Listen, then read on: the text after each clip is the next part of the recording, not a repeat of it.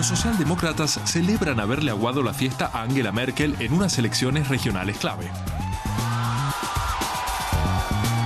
Merkel califica la derrota de dolorosa, pero asegura que no afectará a su política respecto a la crisis europea, lo cual implica la dimisión de otro miembro de su gobierno.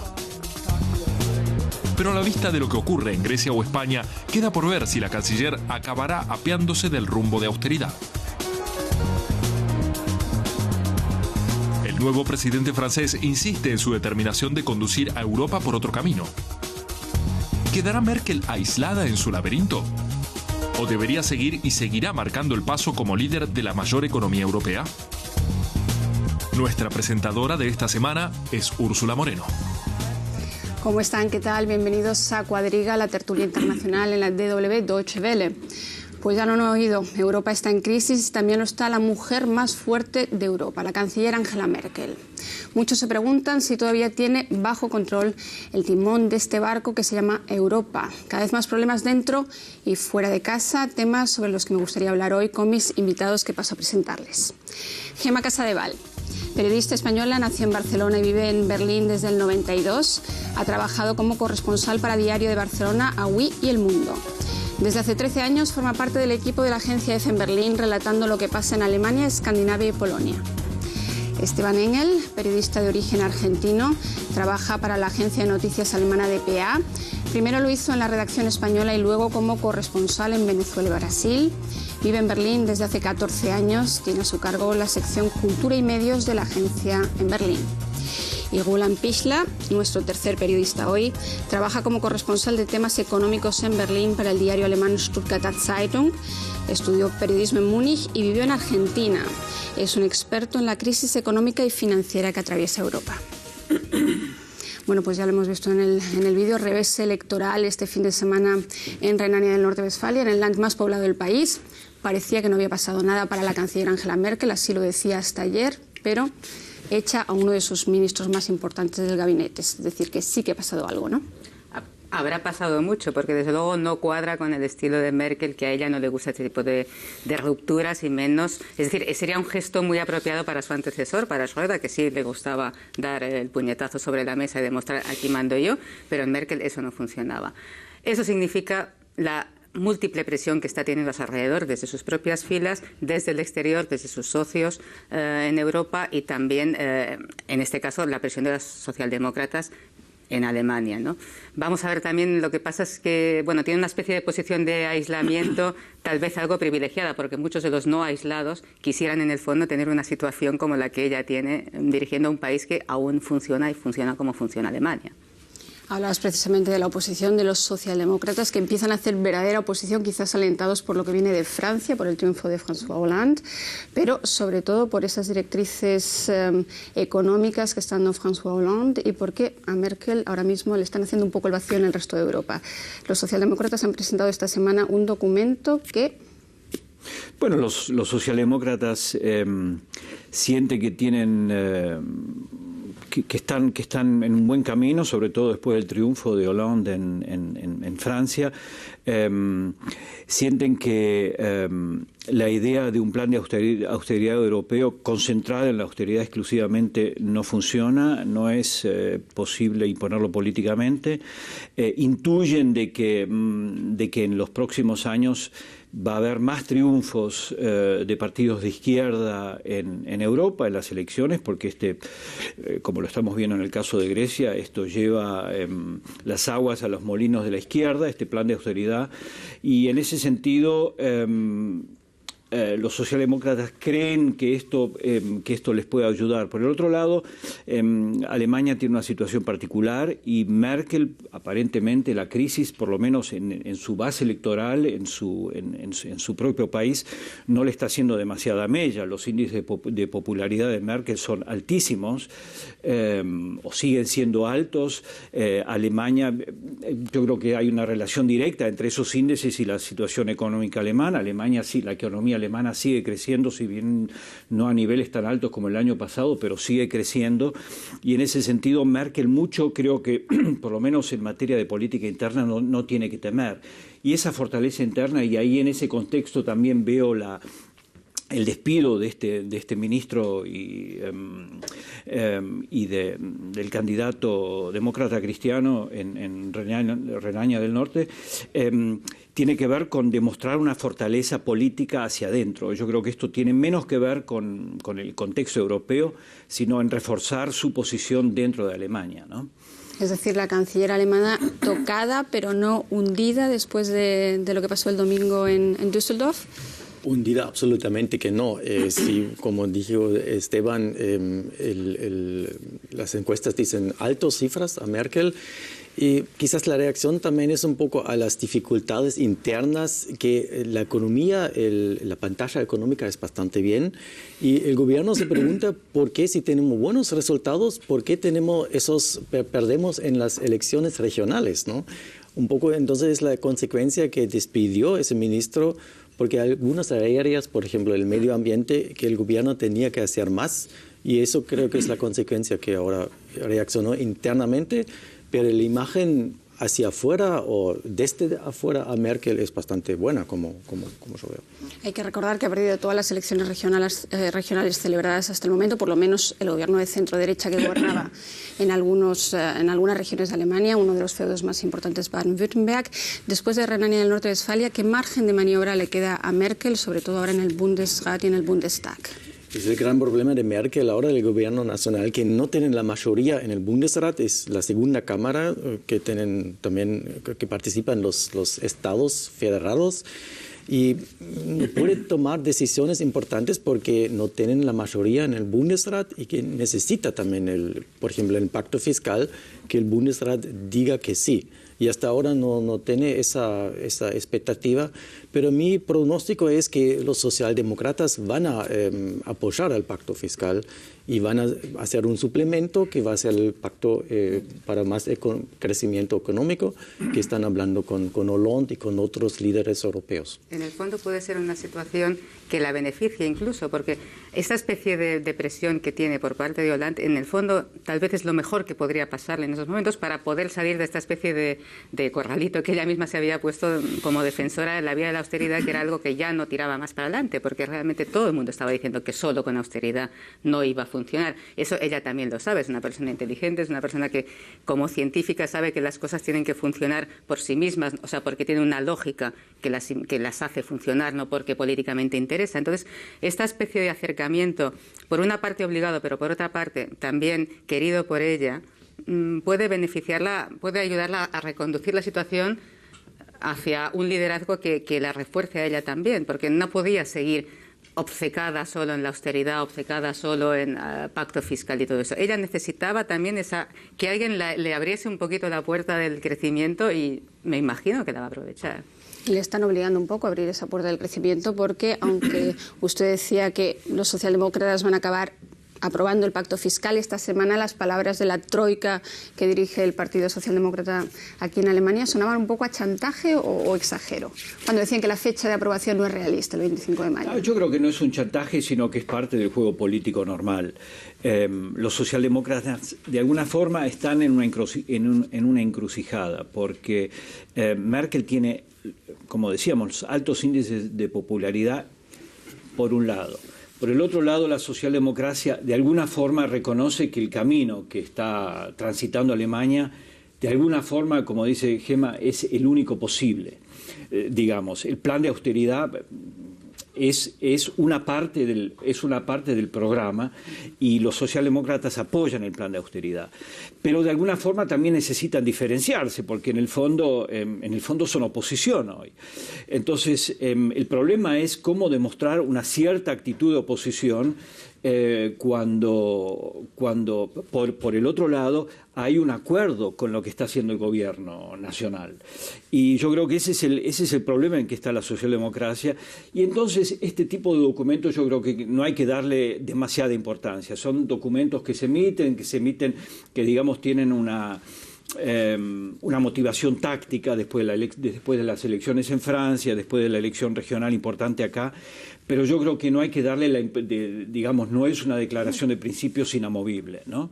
Sino que ellos lo que hacen es recoger un poco los vientos que están soplando, los vientos que vienen de España, los vientos que vienen de Grecia, sobre todo, es decir, incluir la temática de crecimiento dentro de todo el paquete. Y yo creo que va en esa dirección, no en una declaración férrea de principios, ¿no? Y hay que decir en claro que para Merkel la línea roja es no hacer más deuda, ¿no? Porque todo el mundo está hablando que necesitamos más crecimiento. Merkel dice que sí, que necesitamos más crecimiento, pero no al precio que aumentamos las deudas. Es una diferencia importante. Sí. Por eso creo que el camino a la austeridad no va a cambiar mucho. Va a ser otra parte, pero en principio va a quedar ese camino. Sí, Merkel ha dicho que tiene ya también su propia agenda de crecimiento que pasa por todo tipo de medidas, menos por hacer nuevas deudas, contraer nuevas deudas, ¿no? Porque en eso resultaron los problemas. Si regresamos al camino viejo, ¿qué vamos a ganar con eso, ¿no? Creo que eso tiene una lógica también en el sentido de Merkel. Pero el problema, y mencionabas Grecia, es que en Europa hay realmente una crisis grave en estos momentos. Hay que tomar medidas rápidamente para salir de esa crisis, probable salida, por ejemplo, de Grecia del euro, demás.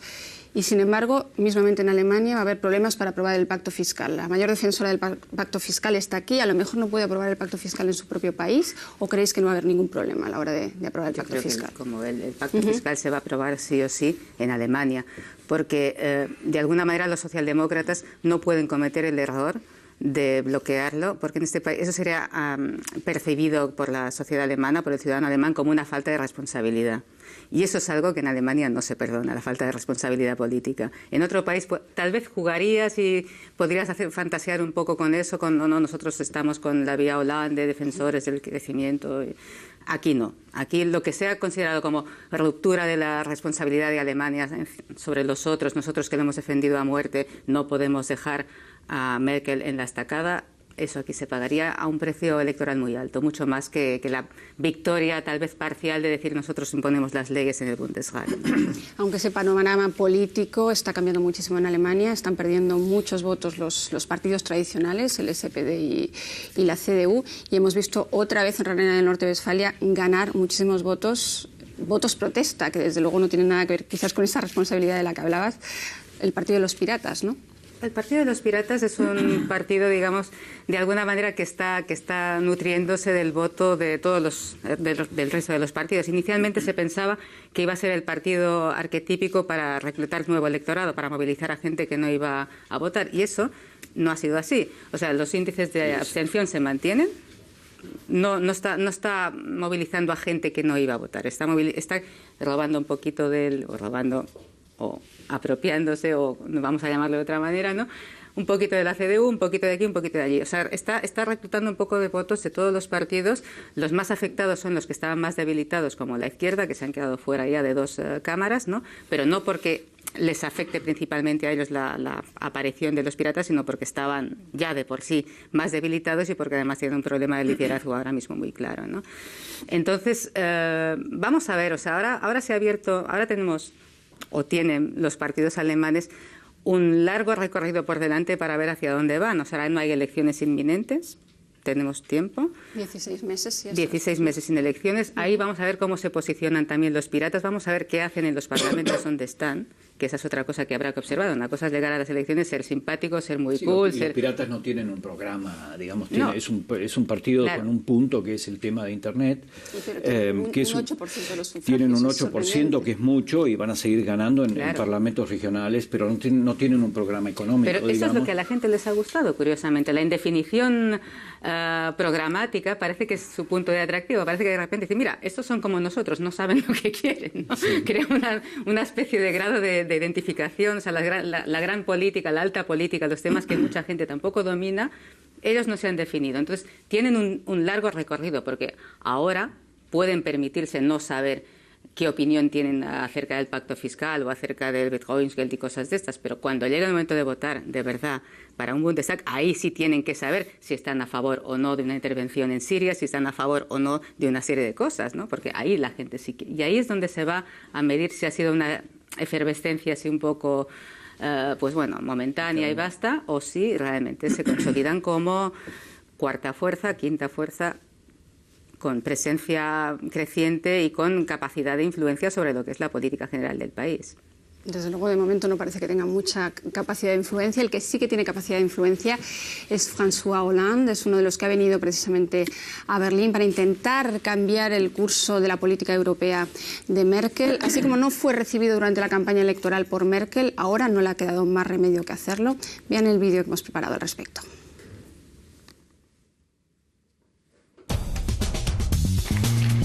El encuentro que esperaba toda Europa, Angela Merkel coincide con el nuevo presidente francés François Hollande. Los periodistas están atentos a señales de desacuerdo. Pero tras una primera conversación a solas, ambos presentan un frente unido. Sabemos de la responsabilidad de Alemania y Francia respecto a un buen desarrollo de Europa y pienso que de acuerdo a este espíritu encontraremos soluciones a los problemas individuales. De momento sostienen ideas diametralmente opuestas respecto a la deuda de la eurozona. Estoy a favor de la seriedad fiscal. Quiero llegar a nuestras metas y como estoy a favor de la seriedad fiscal, estoy a favor del crecimiento.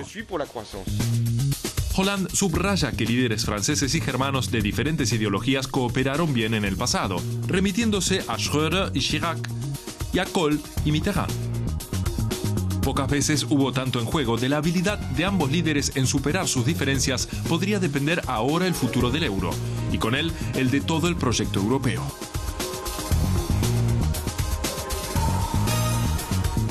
Pues sí que hay mucho en juego, pero ya lo hemos visto, otros mandatarios alemanes y franceses han cooperado pese a ser de partidos diferentes. ¿Por qué no lo iban a hacer Hollande y Merkel? ¿Por qué habría de ser diferente? ¿Por qué se habla tanto de este dúo? Se habla tanto de eso porque en la campaña de Hollande había muchos choques, ¿no?, entre Merkel y él, pero como vimos en la primera visita de Hollande, eso se va a arreglar muy, muy pronto porque son tan grandes los desafíos para Alemania y Francia de resolver, Grecia, mismo Francia, España. Entonces, esa era un poco la época de la campaña, ¿no? Merkel hizo un fallo grande, a mi forma de ver, es que no invitó a Hollande a una entrevista antes. Eso era un fallo bastante grande. No lo recibió en campaña. No le recibió, ¿no? Porque eso hubiera sido útil para conocerse un poco, hablar. Pero ahora, bueno, hizo campaña para Sarkozy aparte. Además eso, sí. Pero eso, digamos, esos son los problemas de antes. Ahora los dos ven, como vimos hace 2 días, hacia el futuro y Francia mismo siente esa presión también de los mercados porque Hollande dice que sí al pacto fiscal porque siente la presión que necesita cumplir con las metas fiscales, si no puede empeorar la situación de Francia también. Entonces yo veo bastante en común entre ellos, aunque también hay algunas diferencias entre ellos todavía. Dijeron que van a trabajar juntos por Europa, lo dijeron claramente aquí el otro día. ¿Más diferencias que convergencias entre los dos? ¿Cómo lo ves tú? Bueno, sobre todo hay una gran convergencia entre ellos dos, que es el miedo a lo que pueda pasar en Grecia y sobre todo el miedo no ya al avance de la izquierda, que esto de alguna manera dirías, bueno, ¿qué le vamos a hacer, no? O sea, puede no gustarte, pero es un partido, la izquierda radical, me refiero, en Grecia, que es un partido estructurado, que tiene un discurso que puede no congeniar con el suyo, pero el problema es lo que está creciendo al otro lado, que es la ultraderecha, y no hablamos ya de una ultraderecha populista y ese tipo de términos que nos hemos inventado cada vez que ha crecido en Escandinavia. No, hablamos de neonazis de verdad. Y eso es lo que da miedo. Y eso es lo que no puede permitirse Europa y mucho menos Alemania. Hablamos de neonazis de verdad que casi parece una parodia de alguna película de esas malas donde salen 4 haciendo ver que son neonazis y cambian un poco el símbolo, pero lo siguen siendo. Eso es lo que da miedo. Eso es lo que da miedo. Da miedo ver que tanto votante descontento, que tanta amargura puede llegar a generar algo que es monstruoso para Europa. Y te digo, ya va más allá del eufemismo del populismo de derechas y cosas de esas. Esto es realmente puro y duro neonazismo. Entonces, eso es una responsabilidad compartida y por eso, de alguna manera, ellos ya hablan de responsabilidad compartida hacia Grecia, ¿no? O sea, ya no se trata solo que Grecia pueda salir del euro, que vamos a ver si pasa, a lo mejor está pasando mientras hablamos, vamos a ver qué ocurre. Estamos hablando ya de un resquebrajamiento general de las reglas del juego en Europa. Y eso es lo que da miedo. Hablando de Grecia, dijeron claramente que la permanencia de Grecia en el euro es más que deseada, ¿no? Es más que deseada, pero están jugando con el fuego. Es decir, cuando habla el ministro de Finanzas alemán, Wolfgang Schäuble, y coloca las elecciones, estas elecciones en junio en Grecia, como no solo él, sino también la Unión Europea en general, describen a las elecciones en Grecia como un referendo sobre el euro. Yo creo que están jugando con el fuego, porque yo creo que no es cierto. Es decir, hay un problema real, es el problema de la austeridad en Grecia. Hay una sensación que puede ser justificada o no, en la población griega, de que no se puede ahorrar más. Grecia hace 2 años que no crece económicamente, sino todo lo contrario. Más allá de toda la justificación económica, financiera, técnica, hay una realidad, como lo describe Gema, hay una realidad política que se expresa en un determinado comportamiento electoral, un 8% a la derecha, un 20% a la izquierda, un desgaste fenomenal de los partidos tradicionales, de la socialdemocracia y los conservadores. Y con eso hay que decir, esa es la realidad a la que se enfrenta Europa. Y entonces colocar una elección perfectamente democrática como un referendo, como lo que no es, yo creo que es muy peligroso, porque en el fondo lo que hacen es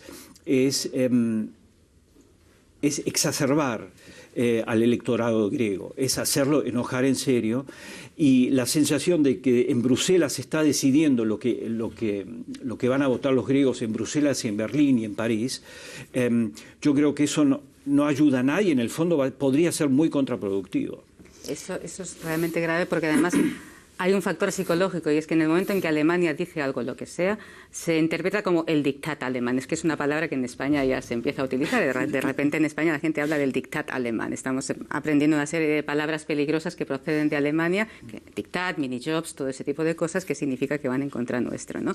Y eso es lo que está pasando. En el momento en que Schäuble dice esto, pues se interpreta como están presionando, o sea, no creemos en la democracia o sí creemos en la democracia. ¿Cómo puede Alemania desprestigiar a un electorado porque vota cosas que no le parece que son las que debería votar? Eso no puede ser. Es sintomático ver que en ciertos países que teóricamente son políticamente aliados de Alemania, como España, por ejemplo, que tiene un gobierno tan conservador como el alemán y que funcionan y que también están por la vía de la austeridad casi con más ímpetu de los que les pide nadie, porque parece que allí el gobierno de Rajoy tiene más interés en ser austero que nadie más en el planeta, pues incluso en esos países se utiliza, hay como una especie de lenguaje sumergido de todo lo hacemos porque lo quiere Bruselas, todo lo hacemos, y cuando dicen Bruselas no dicen Bruselas, porque en Bruselas no manda nadie. Cuando dicen Bruselas, en el fondo están diciendo Berlín, que es donde sí hay una persona que manda, que es Merkel, ¿no? Entonces, esto es una especie de...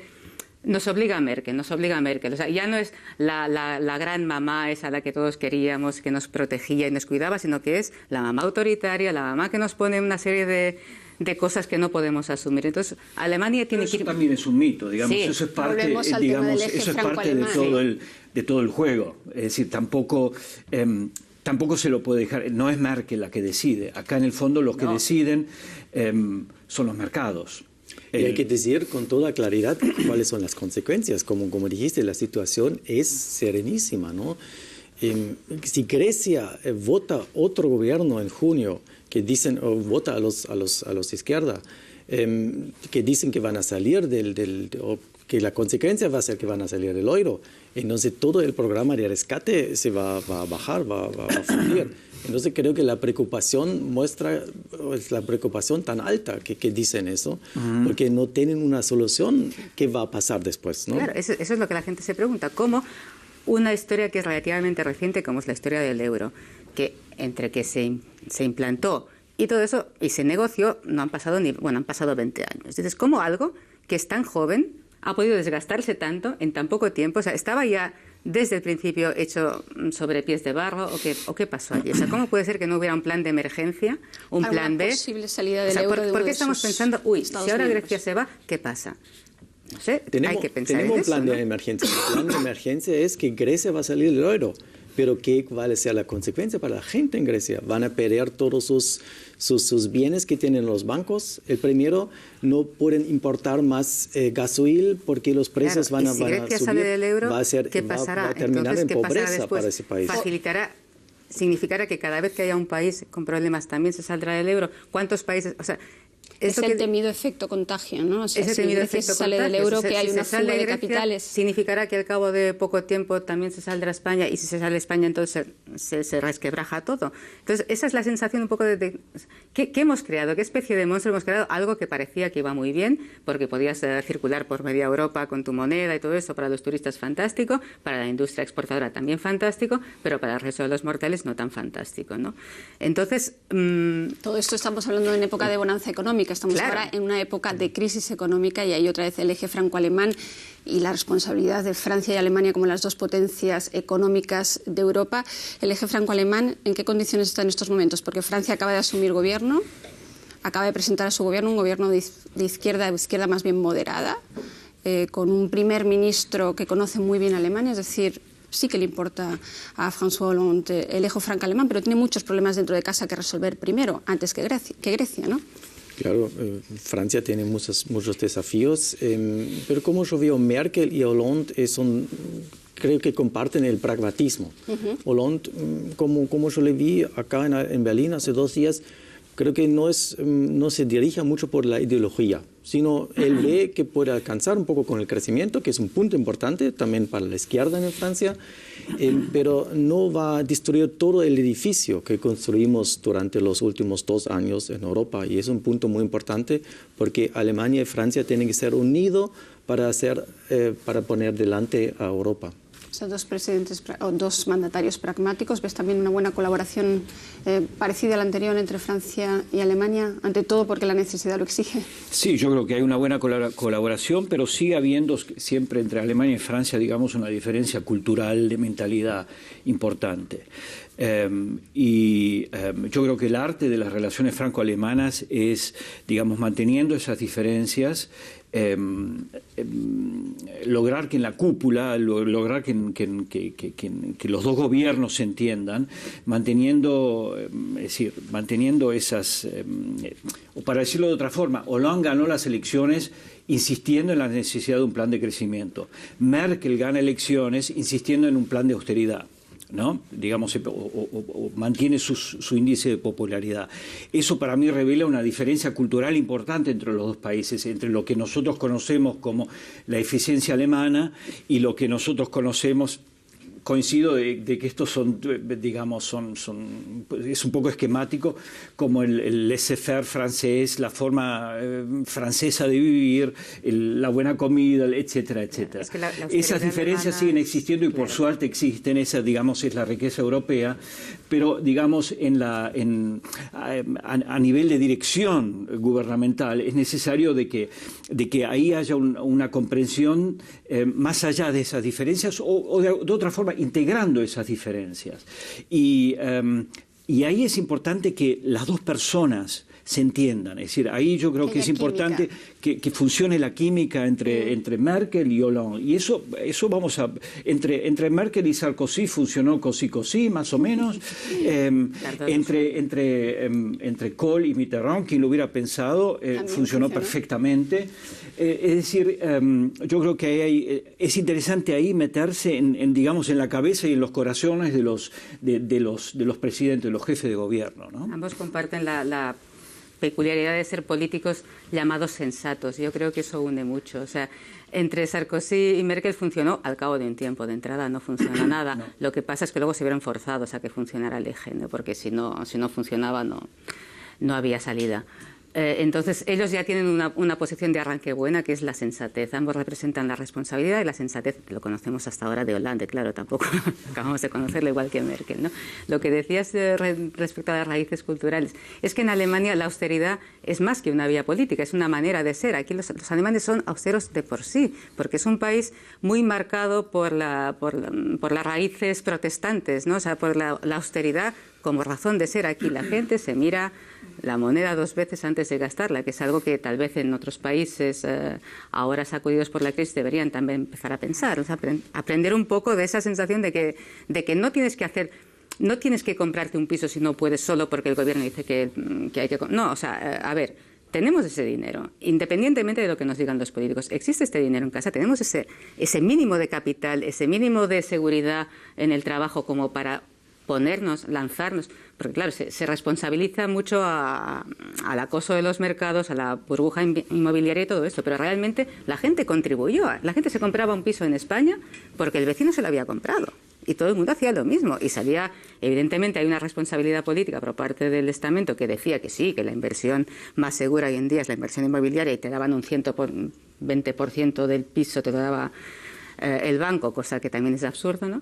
Pero realmente aprender un poco de esa austeridad alemana estaría bien. Vivir por encima de sus posibilidades, es lo que se dice mucho de los países del sur de Europa. Esta semana se celebraba el aniversario del 15M, el movimiento de los indignados. En España, en Grecia, en Portugal, en los países del sur de Europa, se están ajustando tremendamente el cinturón, entre otras cosas porque lo mandan desde Bruselas. Ahora bien, la mayoría de la gente que sale a las calles a protestar no tiene la impresión de que esa política, esos sacrificios que se le están exigiendo sirvan de algo. Nueva protesta contra el rumbo de austeridad en Madrid, la capital española. Los manifestantes, los indignados, rechazan las medidas del gobierno contra la crisis. El presidente Rajoy ha recortado prestaciones sociales, de educación y sanitarias, de acuerdo a la demanda comunitaria de reducir el déficit. Pero los españoles de a pie no ven que eso mejore su vida diaria. Al contrario, las cosas parecen ir a peor. España ha vuelto a la recesión y su cuota de desempleo es la más alta de la eurozona. Además, un 50% de los jóvenes está sin trabajo. Muchos dicen que la austeridad no funciona.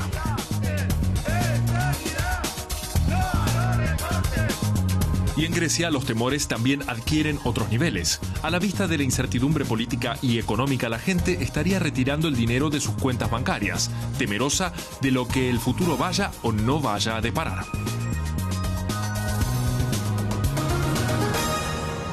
Grecia corre a los bancos, los griegos corren a los bancos a retirar el dinero, lo estamos viendo. Es decir, que ese escenario que se ha pintado siempre como muy lejano, la posible salida de Grecia del euro es cada vez más probable. Paul Krugman, el economista norteamericano que tanto está gustando en el sur de Europa, porque dice que la austeridad en parte agrava la crisis, hablaba de la salida de Grecia del euro ya el mes que viene. ¿Es posible? Es posible, pero yo personalmente espero que no, porque no vamos a ver o no sabemos lo que viene después para Europa. Vimos en la película el caso de España. En España los mercados están nerviosos por eso, porque puede ser una cadena. Si Grecia sale del euro, ¿quién es el próximo? Entonces eso para Europa, todos los líderes, como veo yo, tratan de que Grecia quede adentro, porque la estabilidad se va en el caso que Grecia sale del euro. Efecto contagio, fuga de capitales de países como España o Italia, que a lo mejor correrían a llevar su dinero a los bancos alemanes. ¿Escenario también posible? A ver, ese es otro de los pronósticos de Nostradamus llamado Krugman, que dice que, bueno, además de que Grecia se sale del euro, en España va a haber un corralito. Efectivamente, ese miedo existe y esa posibilidad también. O sea, que decir, estamos un poco en España un poco con la sensación de que todos los viernes pasa algo grave porque sale la vicepresidenta del gobierno y anuncia unas medidas cada vez más dolorosas. Uno piensa, es como si el gobierno de Rajoy estuviera cada semana abriendo una olla y dijera, ¡oh! Y dijera, vamos a ver qué pasa, cómo hacemos, cómo resolvemos esto, ¿no?